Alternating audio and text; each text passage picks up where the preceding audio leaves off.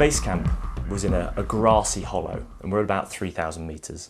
And the first day's work was just to build the structures that we need for the next month. So we built like a mess tent, and we used large stones to create some benches and put a tarpaulin over the top.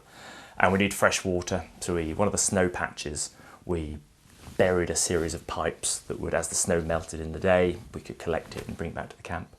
Built another refrigerator, so dug a deep hole in another snow patch, worked out where the best rock to hide the loos behind.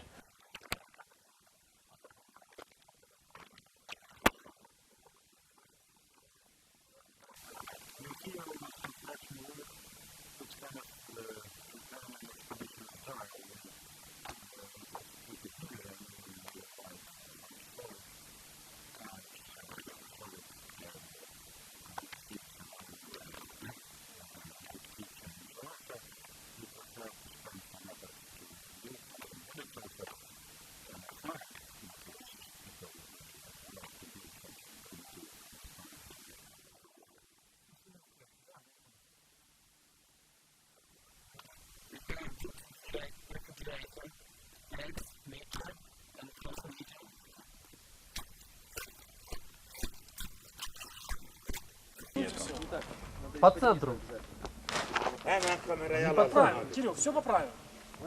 Поправите? Потом все поправим.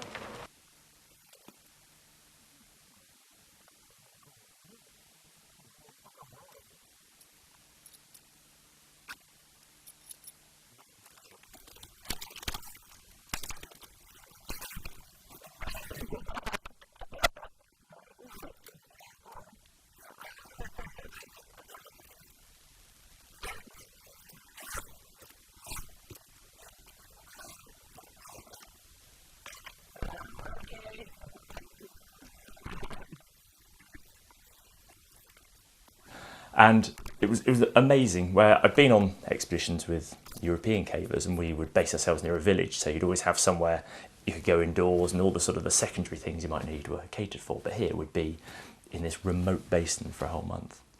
But pretty much the next day we started work on ferrying the kit up to Gulai, the cave they discovered the year before that we were going to explore for the next month. Now the name Gulai is Russian, and as far as I'm aware, but I can't be sure, it means something. It's a story about a soldier who goes off to war, and his wife or his girlfriend has got many veils, and as the film goes on, she reveals more and more veils until he can see the girl behind the veil. And I think they named it because the cave was going to be very difficult to find a way through, and as the work progressed, it revealed a little more about itself. First problem was that the whole of the landscape is covered in a very deep moraine, like it's been massively glaciated. So the glaciers have swept over the top of these mountains, made them very smooth and rounded, but left behind like 1,000 small chips of stone, these massive scree fields. And literally everything which wasn't a cliff was covered in scree.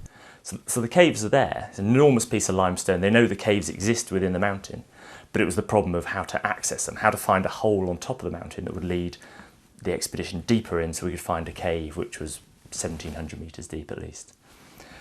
So the challenge was searching where the rock faces met the screes. We were never going to dig through the scree to find an entrance.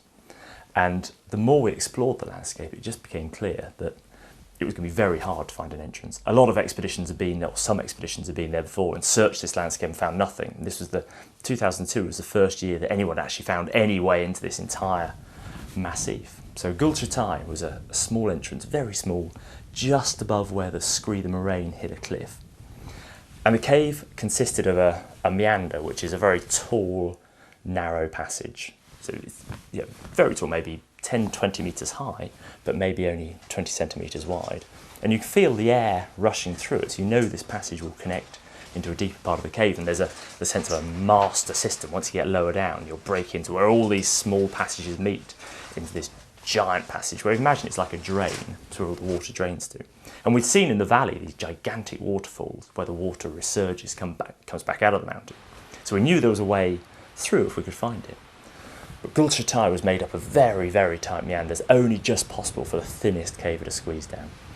And very early on it became clear it was going to be an exceptionally hard cave to explore. Just the physicalness of exploring even the first 100 metres or so was very demanding. So work progressed on trying to push the bottom, and what the Ukrainians were using was quite a low impact explosive. So on the campsite, they spent a huge amount of time, I wasn't sure what they were doing to start with, making these almost cigarette shape type charges where they put a little fuse in and there was some sort of powder inside a tube.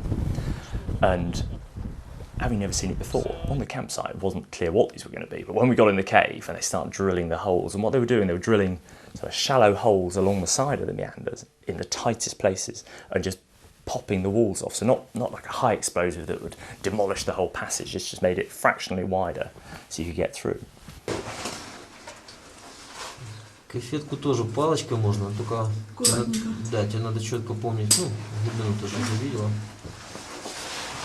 And when we first went to carry out this work, I thought we'd put the charges in and we'd retreat out of the cave and then wait 20 minutes for the air to clear of the dust and the smoke that was created.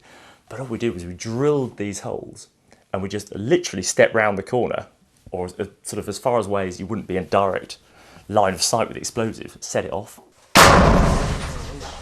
straight back in again, carry on the drilling. And it was incredible. And on some days you could find yourself between two separate groups working in this meander. No, there was another team at the bottom, but you could find yourself passing through the cave, and behind you could hear a boom, and in front of you could hear a boom. And it was quite frightening to note, like you were sort of coming towards these people who were laying charges, and they spoke Russian, so you'd spend a lot of time shouting ahead, "Is it okay? Is it okay to pass?" And the bottom of the cave, it had become quite muddy, and still in this very narrow meander, very muddy now. Этот скотч нам плохо. Like a sweet. Nice, yeah? Yeah. Надо было этот нажим не делать.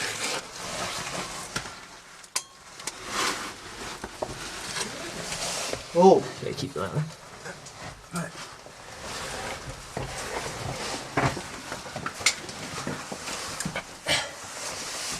Сейчас, ладно, последний раз, если не получится, то не получится. Тут есть 3 штуки многожильных. 3 многожильных? Ну вот сначала их будем. Давай, да. Сейчас попробуем. Там же сопротивление из-за этого того, что он одножильный, другое. Короче, все по-другому. Еще и нехром на них наматывали, непонятно. Где ты перчатки взял?